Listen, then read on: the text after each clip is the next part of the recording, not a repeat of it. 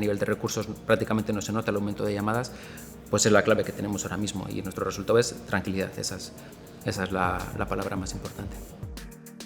Yo soy Sergio Collantes, trabajo en el área de servicios convergentes de EGIE y EGIE pues bueno, es la Sociedad Informática del Gobierno Vasco.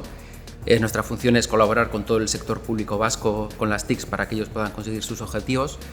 Y bueno, pues para ello lo que hacemos es ofrecer diferentes servicios, como pueden ser proyectos llave en mano, proyectos de consultoría, infraestructura y comunicaciones, como puede ser un hosting, un housing, y luego pues servicios unificados, pues como pueden ser servicios colaborativos o servicios de seguridad.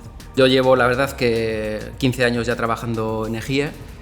Yo pertenezco dentro del área de servicios convergentes a la subdirección de plataformas y bueno, pues estoy especializado un poco en el área de middleware, pues viniendo del pasado de los servidores de aplicaciones y demás y evolucionando un poquito hacia pues, el mundo Kubernetes, hacia el mundo de las nuevas integraciones, pues bueno, modernizándonos también nosotros. A partir de una prueba de concepto que se hizo en Osakidecha, la propia empresa desarrolladora pues bueno, tenía cierta experiencia con WSO2.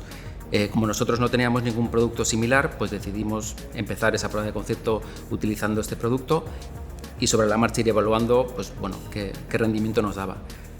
La POC la verdad que fue un éxito y se decidió implantar en modo productivo y lo que hicimos ya a partir de entonces es pues, abrir un estudio para ver si definitivamente WSO2 tenía que ser el producto de API Manager de nuestra empresa.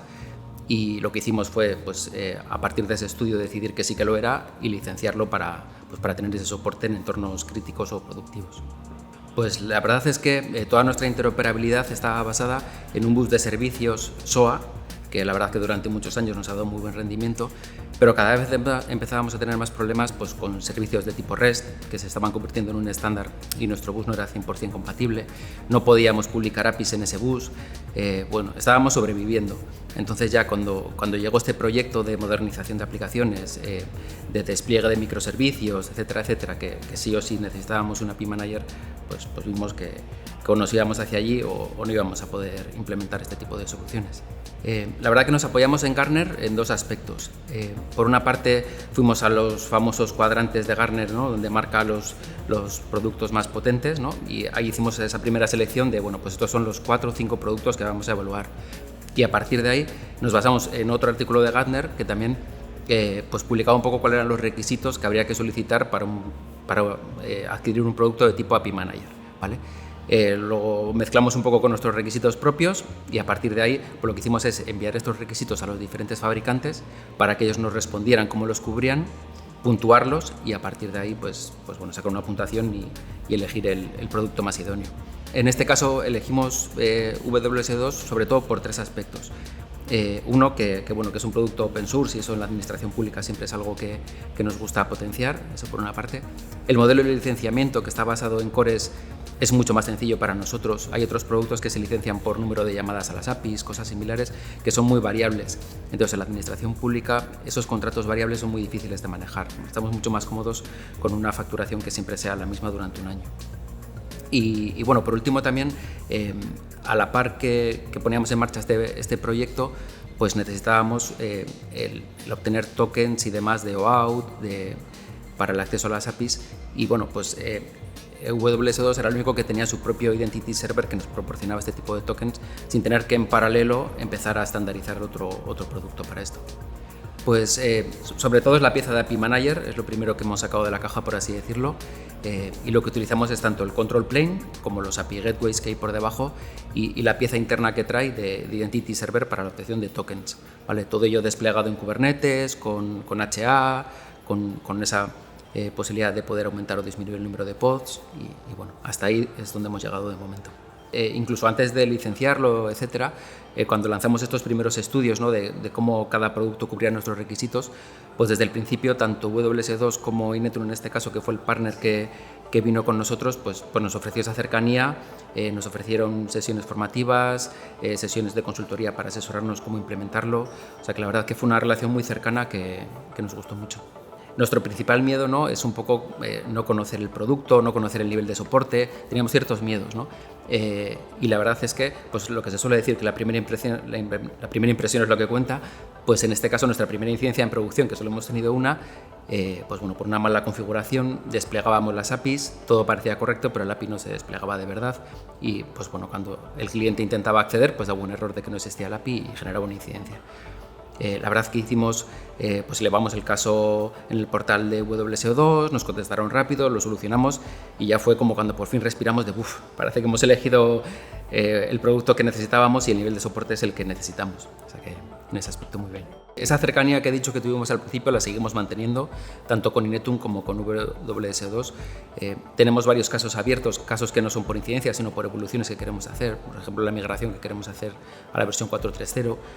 Y bueno, pues en todo momento estamos teniendo esa cercanía tanto de Inetum, que nos apoya, como del propio WSO2, pues que por ejemplo no nos cierra los casos. Hemos hecho ya migraciones de los entornos de laboratorio, pero nos piden, oye, no cierres los casos, esperar hasta migrar el último entorno y ya lo cerramos. No hay un SLA por detrás que quieren cerrar rápido y olvidarse de nosotros. Se ve esa cercanía.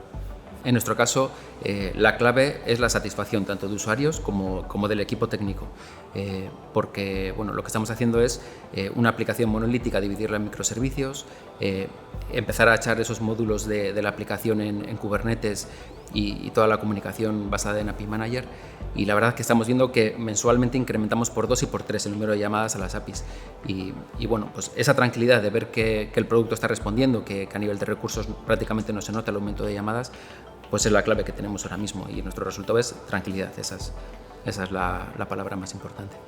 Pues razonablemente satisfechos, la verdad, porque lo que comento, cuando abrimos los casos, la verdad que la respuesta es rápida.